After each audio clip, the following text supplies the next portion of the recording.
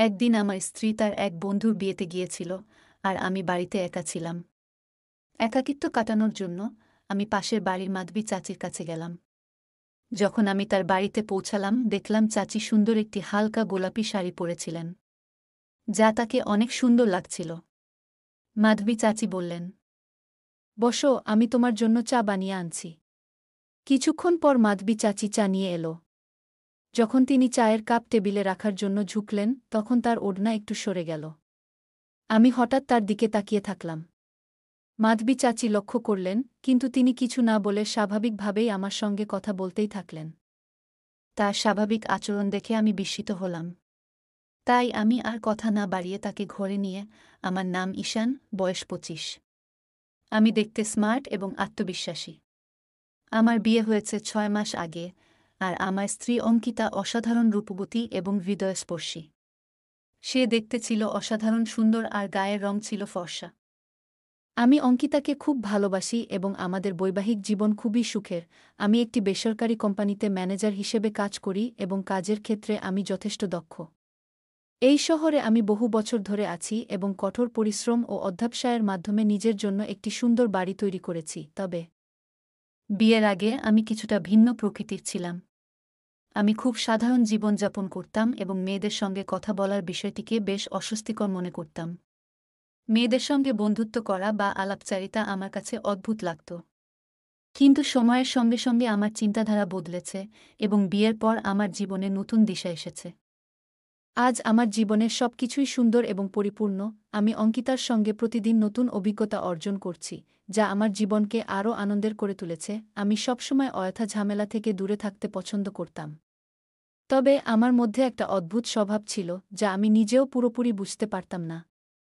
আমি সাধারণত কারো সঙ্গে বেশি কথা বলতাম না, কিন্তু যখনই কোনো বিবাহিত মহিলার সঙ্গে আলাপ হতো, তখন সেটা আমাকে বিশেষভাবে ভালো লাগত। এটা যেন আমার মনের একটা অভ্যাস ছিল, যা নিজেও কখনো বিশ্লেষণ করিনি। আমার মা-বাবা গ্রামে থাকেন এবং তারা গ্রামীণ জীবনের সঙ্গে গভীরভাবে জড়িত। আমি যতবার সুযোগ পাই, গ্রামে যাই এবং তাদের সঙ্গে সময় কাটাই। তারা আমার জীবনের এক অবিচ্ছেদ্য অংশ, এবং আমি তাদের খুব শ্রদ্ধা করি। বিয়ের পর আমার জীবনে অনেক পরিবর্তন এসেছে। আমার স্ত্রী অঙ্কিতা আমার জীবনের প্রতিটা মুহূর্তকে আরও সুন্দর করে তুলেছে। তার সঙ্গে আমার জীবনটা যেন এক নতুন দিগন্তে পৌঁছেছে। আমি এখন আমার বৈবাহিক জীবনের প্রতিটি মুহূর্ত উপভোগ করি। আমাদের বাড়ির পাশেই আরেকটি বাড়ি রয়েছে। সেখানে একটি পরিবার থাকে, যাদের সঙ্গে আমাদের সম্পর্ক বেশ ভালো। মাঝে মাঝে আমরা একসঙ্গে সময় কাটাই এবং তাদের সঙ্গে গল্প করি। তাদের সঙ্গে থাকা মুহূর্তগুলো আমাদের জীবনে ভিন্ন রং যোগ করে। আমাদের পাড়ায় মাধবী চাচি সবার কাছে পরিচিত ছিলেন। তিনি তার ব্যক্তিত্ব এবং সৌন্দর্যের জন্য পুরো এলাকায় বিখ্যাত ছিলেন। তার বয়স প্রায় ৩০ বছর হবে, কিন্তু তার আত্মবিশ্বাস এবং আভিজাত্য এমন ছিল যে যে কোনো মানুষ তার প্রতি আকৃষ্ট হতে পারত। মাধবী চাচি সবসময় প্রাণবন্ত ছিলেন, আর তার মুখে একটি হালকা হাসি লেগেই থাকত, যা তাকে আরও আকর্ষণীয় করে তুলত। মাধবী চাচি তার শ্বশুর-শাশুড়ির সঙ্গে আমাদের বাড়ির কাছেই থাকতেন। স্বাভাবিকভাবেই তার সঙ্গে আমাদের মাঝে মাঝে দেখা হতো। ধীরে ধীরে আমাদের কথাবার্তা বাড়তে থাকে। তিনি প্রায়ই বাড়ির বাইরে তার কাজ নিয়ে ব্যস্ত থাকতেন। আমি যখন তার পাশ দিয়ে যেতাম, তখন তিনি হাসিমুখে কথা বলতেন। সেখান থেকেই আমাদের বন্ধুত্বের শুরু। আমি লক্ষ্য করেছিলাম, মাধবী চাচির মধ্যে এক ধরনের উষ্ণতা এবং আন্তরিকতা ছিল। তিনি অত্যন্ত সরল স্বভাবের ছিলেন এবং সবার সঙ্গে ভালো ব্যবহার করতেন। আমি তাকে সবসময় একজন প্রকৃত বন্ধুর মতো দেখেছি। তার সঙ্গে কথা বলতে আমার ভালো লাগত, কারণ তার কথার মধ্যে শুধু বন্ধুত্ব নয়, এক গভীর জ্ঞানের প্রতিফলন ছিল। মাধবী চাচির জীবন সহজ ছিল না। তিনি একজন বিধবা হওয়া সত্ত্বেও নিজেকে ভেঙে পড়তে দেননি। তিনি তার শ্বশুর-শাশুড়ির দায়িত্ব সুনিপুণভাবে পালন করতেন এবং পুরো বাড়ি খুব দক্ষতার সঙ্গে পরিচালনা করতেন। তার এই মানসিক দৃঢ়তা এবং ভালো ব্যবহার সত্যিই প্রশংসনীয়। মাধবী চাচি তার শ্বশুর-শাশুড়ির সঙ্গে বাড়িতে থাকতেন। তবে তারা প্রায়শই গ্রামে যেতেন, আর সেই সময়ে তিনি বাড়িতে একা থাকতেন। এই একাকিত্ব মাঝে মধ্যে তার মুখে প্রকাশ পেত, তবে তিনি তা কখনোই কারো কাছে প্রকাশ করতেন না। নিজের অনুভূতিগুলো তিনি খুব ভালোভাবে লুকিয়ে রাখতেন। একদিন হঠাৎ আমার স্ত্রী ফোন পেয়ে খুব খুশি হয়ে গেল। ফোনটি তার মায়ের কাছ থেকে ছিল এবং তার মা জানালেন যে তার শৈশবের সেরা বন্ধুর বিয়ে ঠিক হয়েছে।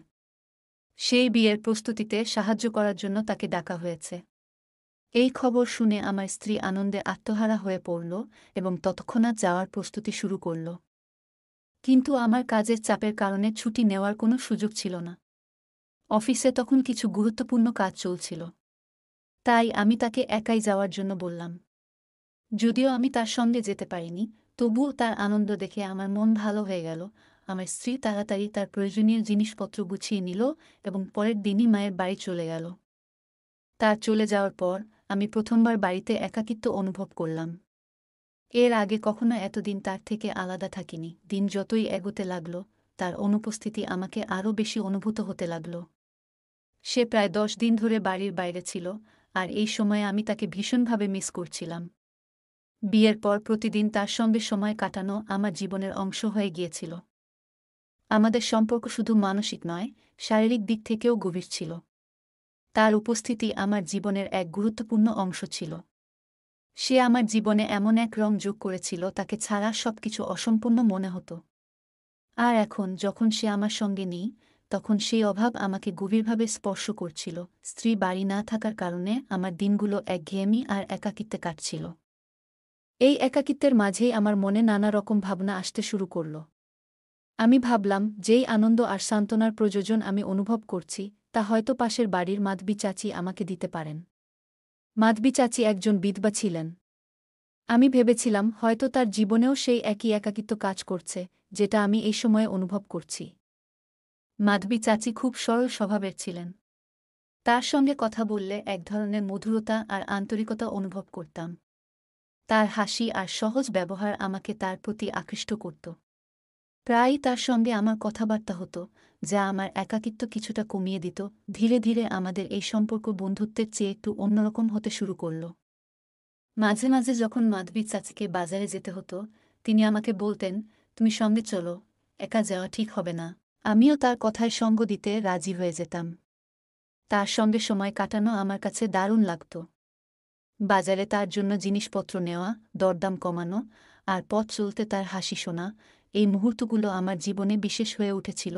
যখন আমার স্ত্রী বাড়ি থাকত না, তখন মাধবী চাচির সঙ্গে কাটানোর সময় আমাকে অনেকটা মানসিক শান্তি দিত। তার সঙ্গে মজার কথা আর হাসিখুশি মুহূর্তগুলো আমাকে এক অন্যরকম স্বস্তি দিত। তবে এই সম্পর্ক সবসময় শালীনতার মধ্যেই ছিল এবং আমি সেটাকে খুবই গুরুত্ব সহকারে দেখতাম। মাধবী চাচি মাঝে মাঝে আমার জন্য খাবার বানিয়ে দিতেন। তিনি বলতেন, তুমি একা আছো, বাইরের খাবার খেয়ে শরীর খারাপ করো না। আমি কিছু রান্না করে দিই। তার এই যত্নশীল মনোভাব আমাকে খুব ভালো লাগত। তার নিজের কাজের প্রতি নিষ্ঠা এবং আত্মনির্ভরতা আমাকে তার প্রতি আরও মুগ্ধ করে তুলত। ধীরে ধীরে আমি অনুভব করতে শুরু করলাম যে আমি তার প্রতি একটু বেশি আকৃষ্ট হয়ে পড়ছি। তার হাসি, তার কথা এবং তার ব্যবহারের আন্তরিকতা আমার মনে গভীর প্রভাব ফেলছিল। আমি প্রায়ই তার কথা ভাবতে শুরু করেছিলাম। মনে হতে লাগল, তার জীবনে যে শূন্যতা আছে, আমি সেটা পূরণ করতে পারি। একদিন একটা ঘটনা ঘটল, যা আমার অনুভূতিগুলোকে আরও গভীর করে দিল। সকালে আমি অফিসের জন্য তৈরি হচ্ছিলাম। সেই সময় আমি মাধবী চাচিকে দেখতে পেলাম। তিনি স্নান করে বের হচ্ছিলেন। তার ভেজা চুল টাওয়ালে মোড়া ছিল, আর তিনি লাল রঙের শাড়ি পরেছিলেন। সেই মুহূর্তে তিনি যেন একজন নায়িকার মতো দেখাচ্ছিলেন। তার চেহারার উজ্জ্বলতা এবং শাড়ির রং পুরো পরিবেশকে আলোকিত করে তুলেছিল। আমি এক মুহূর্তের জন্য তার দিকে তাকিয়ে অবাক হয়ে গেলাম। তার সৌন্দর্য আমার কল্পনার চেয়েও অনেক বেশি ছিল। সেই সময়ে তিনি আমার স্ত্রী থেকেও বেশি আকর্ষণীয় মনে হচ্ছিলেন।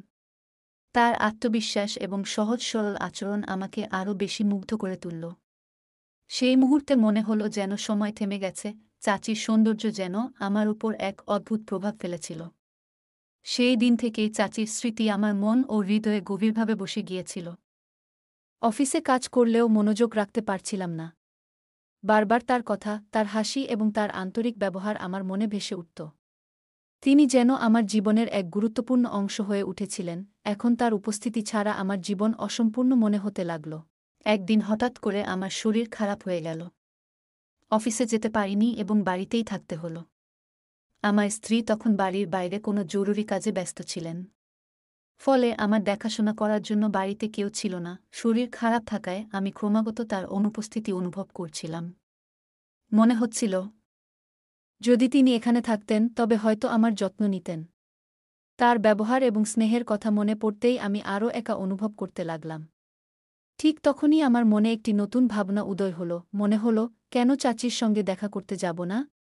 হয়তো তার সঙ্গে কথা বললে আমার মন কিছুটা ভালো হবে। আমি চাচির বাড়ির সামনে গিয়ে দেখি দরজা খোলা। তিনি রান্নাঘরে কাজ করছিলেন। আমাকে দেখে তিনি হাসিমুখে বললেন, কি হল, আজ অফিস গেলে না? তার গলায় সবসময়ের মতো স্নেহ ভরা ছিল, যা আমার মনে কিছুটা শান্তি এনে দিল। আমি ক্লান্ত গলায় বললাম, না চাচি, আজ শরীর ভালো নেই। মাথায় ভীষণ ব্যথা, আর স্ত্রীকে ভীষণ মিস করছি। তাই ভাবলাম তোমার সঙ্গে দেখা করি। হয়তো তোমার সঙ্গে কথা বলে একটু স্বস্তি পাব। চাচি তার কাজ একপাশে রেখে আমার দিকে এগিয়ে এলেন। তিনি আমার কপালে হাত রাখলেন এবং বললেন, তোমার কপাল তো বেশ গরম। মনে হয় জ্বর এসেছে। তুমি বসো, আমি তোমার জন্য কিছু করে আনি। আমি তার সঙ্গে কথা বলার সময় কোনো লজ্জা বা দ্বিধা অনুভব করছিলাম না। তার উপস্থিতি আমাকে এক অদ্ভুত শান্তি দিচ্ছিল, যেন তার সামনে আমি আমার মনের সব কথা বলতে পারি। গভীর শ্বাস নিয়ে আমি বললাম, চাচি, জানো, প্রত্যেক পুরুষের জীবনে তার স্ত্রীর প্রয়োজন কতটা গুরুত্বপূর্ণ। তার অনুপস্থিতিতে জীবন অনেকটা অসম্পূর্ণ মনে হয়। আমার স্ত্রী অনেক দিন ধরে বাড়িতে নেই। মাঝে মাঝে মনে হয়, যদি তাকে শক্ত করে জড়িয়ে ধরতে পারতাম, তাহলে হয়তো এই একাকিত্ব কিছুটা কমত। আমি ওর কাছে বসে থাকতে চাই, ওর সঙ্গে সময় কাটাতে চাই। কিন্তু যখন ও আমার সঙ্গে থাকে না, তখন এই একাকিত্ব আমায় কষ্ট দিতে শুরু করে। আমার কথা শুনে চাচি গভীর দৃষ্টিতে আমার দিকে তাকালেন। তার মুখে এক অদ্ভুত অভিব্যক্তি ফুটে উঠল, যেন সহানুভূতি আর বোঝাপড়ার এক অদ্ভুত মিশ্রণ। শান্ত কণ্ঠে তিনি বললেন, ঈশান, তোমার কথা একেবারে ঠিক। আমি বুঝতে পারি তোমার মনে কেন এই শূন্যতা জন্ম নিচ্ছে। প্রত্যেক মানুষের জীবনে একজন সঙ্গীর প্রয়োজন হয়। আমিও এই অনুভূতির সঙ্গে অপরিচিত নই। আমার স্বামীর চলে যাওয়ার পর থেকে আমিও একাকিত্বের মধ্য দিয়ে চলেছি। এমন কিছু মুহূর্ত আসে, যখন সেই নিঃসঙ্গতা বুকের ভেতর ভারী হয়ে ওঠে। তার কথাগুলো আমার হৃদয়ে যেন গভীরভাবে আঘাত করল। তার কণ্ঠে চাপা যন্ত্রণা মিশে থাকলেও ছিল অদ্ভুত এক ধৈর্য। সেই মুহূর্তে আমি বুঝতে পারলাম, শুধু আমিই একা নই, আমাদের দুজনের ভেতরেই একই শূন্যতা বাসা বেঁধে আছে। তিনি আমার অনুভূতি বোঝার চেষ্টা না করেও যেন পুরোপুরি বুঝে গেলেন। তার এই সহজাত সহানুভূতি আমার ভেতরে এক অদ্ভুত শান্তি এনে দিল। মনে হলো, নিঃশব্দে কেউ আমার মনের পাশে দাঁড়িয়ে আছে। তার কথা শুনে মনে হলো, হয়তো আমাদের দুজনেরই যন্ত্রণা কোথাও যেন একরকম। আমি আরও কিছু বলতে যাচ্ছিলাম, তখনই চাচি কথার প্রসঙ্গ ঘুরিয়ে বললেন, ঈশান, তুমি বসো। আমি তোমার জন্য আদা দিয়ে চা বানিয়ে আনছি। এতে তোমার একটু স্বস্তি হবে। এই বলে তিনি রান্নাঘরের দিকে চলে গেলেন। আমি বসার ঘরের সোফায় গিয়ে বসলাম এবং চারপাশে তাকাতে লাগলাম। চাচির ঘর সবসময় খুব পরিচ্ছন্ন এবং সাজানো গোছানো থাকে। কিছুক্ষণের মধ্যেই চাচি এক কাপ চা নিয়ে এলেন। তিনি কাপটা আমার দিকে বাড়িয়ে দিয়ে হাসিমুখে বললেন, নাও, চা খেয়ে নাও। এতে তোমার মাথাব্যথা কমে যাবে। তার হাসিতে একটা অনন্য আত্মীয়তার ছাপ ছিল, যা মনকে এক অদ্ভুত শান্তি এনে দিল। তার উপস্থিতি আমার মনে এক অদ্ভুত শান্তি এনে দিচ্ছিল। আমরা একসঙ্গে বসে চা খেলাম। চা সত্যিই খুব সুস্বাদু ছিল এবং প্রতিটি চুমুকে যেন আমার মনে স্বস্তি ফিরে আসছিল। চা শেষ করার পর চাচি আমার পাশের সোফায় বসে পড়লেন। তিনি আমার দিকে তাকিয়ে বললেন, ঈশান, তোমাকে খুব ক্লান্ত লাগছে। হয়তো মাথায় একটু তেল দিয়ে মালিশ করলে তোমার আরাম হবে। আমি তোমার মাথায় মালিশ করে দিই। আমি কোনো আপত্তি করলাম না।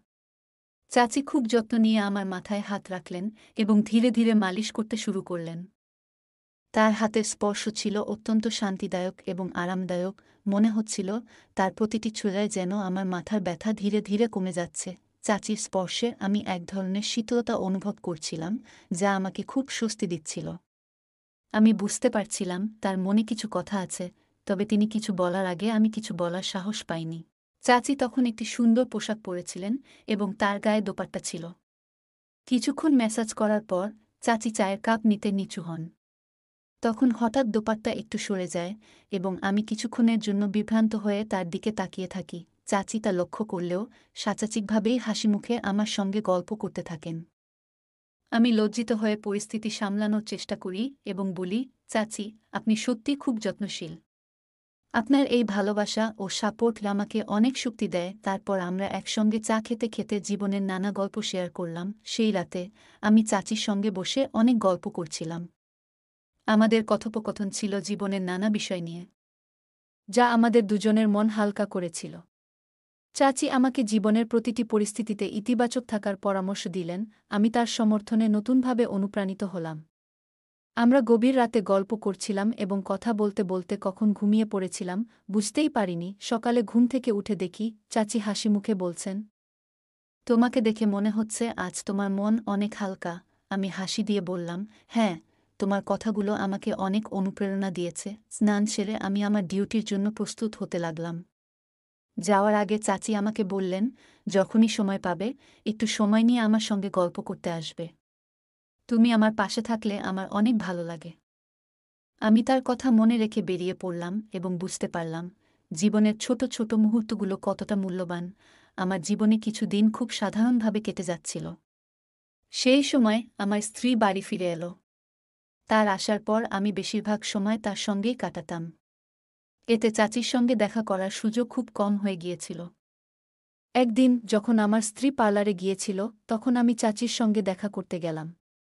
চাচি আমাকে দেখে মৃদু হেসে বলল, তুমি অনেক ব্যস্ত হয়ে গিয়েছ, আমাকে মনে নেই বুঝি?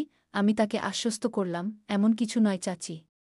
তবে সময় কম পেয়েছি। তখন আমরা একসঙ্গে চা খেলাম এবং বিভিন্ন বিষয়ে কথা বললাম। আমরা পুরনো স্মৃতিগুলো মনে করে হাসিঠাট্টায় মেতে উঠলাম। সেই সময়টা খুব আনন্দময় ছিল। আমি বললাম, তোমার প্রতি আমার শ্রদ্ধা সবসময় থাকবে এবং যে কোনো দরকারে আমি তোমার পাশে থাকব। এরপর আমি বাড়ি ফিরে এলাম। কিন্তু চাচি আমাকে আসতে দিতে চাইছিল না। আমি এক পর্যায়ে জোর করে সেখান থেকে চলে আসি। সেই রাতগুলো আমাদের সম্পর্কের এক সুন্দর অধ্যায় হয়ে রইল। আমরা আমাদের জীবনের দায়িত্ব এবং সম্পর্ককে সম্মান করে এগিয়ে যেতে লাগলাম। আমি একটু বিভ্রান্ত হয়ে পড়েছিলাম এবং আমার আচরণে ভুল হতে শুরু করেছিল। তবে আমার স্ত্রী হঠাৎ সবকিছু দেখে ফেলল।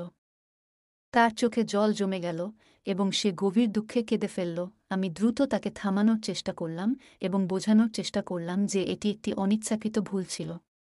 কিন্তু সে আমার কথা শুনতে রাজি ছিল না। সে কাঁদতে কাঁদতে বলল, আমি আমার পরিবার ও বন্ধুদের সঙ্গে সময় কাটাচ্ছিলাম, আর তুমি এখানে আমাকে ধোঁকা দিচ্ছিলে? তুমি কি কখনো আমার কথা একবারও ভেবেছ? আমি এতদিন তোমার জন্য অপেক্ষা করতে পারি। আর তুমি? তার কথাগুলো আমাকে গভীরভাবে আঘাত করল। আমি বুঝতে পারলাম আমার ভুলের কারণে সে কতটা কষ্ট পেয়েছে। আমি তার কাছে ক্ষমা চাইলাম এবং প্রতিজ্ঞা করলাম, এ ধরনের ভুল আর কখনো করব না। এরপর আমি তাকে আশ্বস্ত করলাম, আমাদের সম্পর্কের মূল্য বোঝার চেষ্টা করলাম। আমরা ধীরে ধীরে আমাদের ভুলগুলো ঠিক করে এগিয়ে গেলাম। আমি কিছুটা হতবুদ্ধি হয়ে গিয়েছিলাম। তখন আমার স্ত্রী বলল, তুমি এত স্বার্থপর কিভাবে হতে পারো? তোমার নিজের খুশির জন্য আমার হৃদয় ভাঙছ। তার কথাগুলো আমাকে গভীরভাবে আঘাত করল। সে আরও বলল, যদি তোমার মনে সত্যিই অন্য কারো জন্য অনুভূতি থাকে, তবে আমাকে সত্যি কথা বলো। আমি এই বাড়ি ছেড়ে চলে যাব এবং তোমার জীবন থেকে সরে দাঁড়াব। আমি কখনোই তোমার জীবনে ফিরে আসব না। একজন স্ত্রী তার স্বামীর জন্য অনেক কিছু সহ্য করতে পারে, কিন্তু তার জীবনে অন্য কারো উপস্থিতি মেনে নিতে পারে না। তার কথাগুলো শুনে আমি বুঝতে পারলাম আমি কত বড় ভুল করেছি। আমি তাকে গভীর দুঃখে ফেলেছিলাম এবং তার কষ্টের জন্য আমি সম্পূর্ণ দায়ী। আমি তার কাছে গিয়ে ক্ষমা চাইলাম। বললাম, আমি ভুল করেছি। আমি তোমার ভালোবাসার মূল্য বুঝতে পারিনি।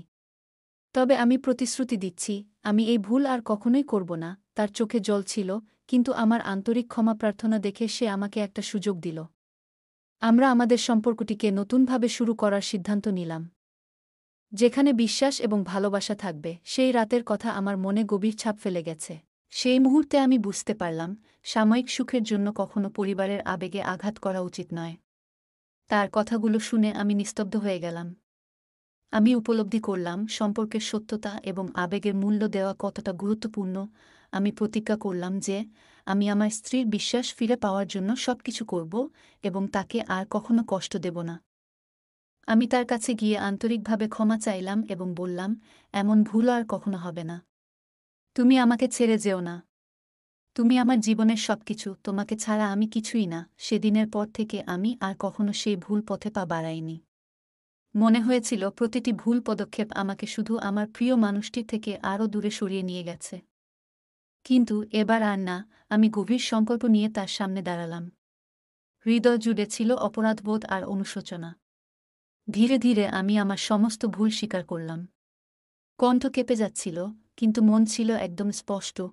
আমি শুধু তার ক্ষমা চাইতে চাইনি, আমি চেয়েছিলাম তার হারানো আস্থা ফিরে পেতে। তুমি যদি আমায় আরেকটা সুযোগ দাও, আমি প্রমাণ করব আমি সত্যিই বদলেছি। বলার সময় আমার কণ্ঠ ভারী হয়ে উঠল, তার চোখে এক মুহূর্তের নীরবতা, তারপর সেই চিরপরিচিত কোমল দৃষ্টি।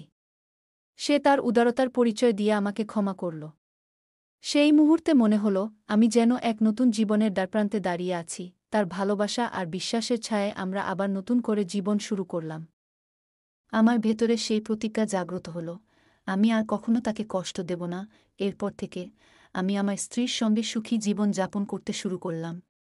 আমরা একে অপরকে আরও ভালোভাবে বুঝতে এবং সম্মান করতে শিখলাম। বন্ধুরা, জীবনের সাময়িক আনন্দের জন্য কখনো আপনার প্রিয়জনদের আস্থা নষ্ট করবেন না। পরিবারের ভালোবাসাই জীবনের আসল সম্পদ, যা কোনো কিছু দিয়ে মাপা যায় না।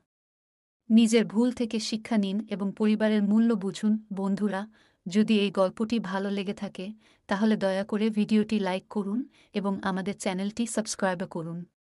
পাশে থাকা বেল আইকনটি প্রেস করুন, যাতে করে আমরা যখনই নতুন ভিডিও আপলোড করি তার নোটিফিকেশন সবার আগে আপনার কাছে পৌঁছে যায়। ধন্যবাদ, দেখা হবে আমাদের পরবর্তী ভিডিওতে।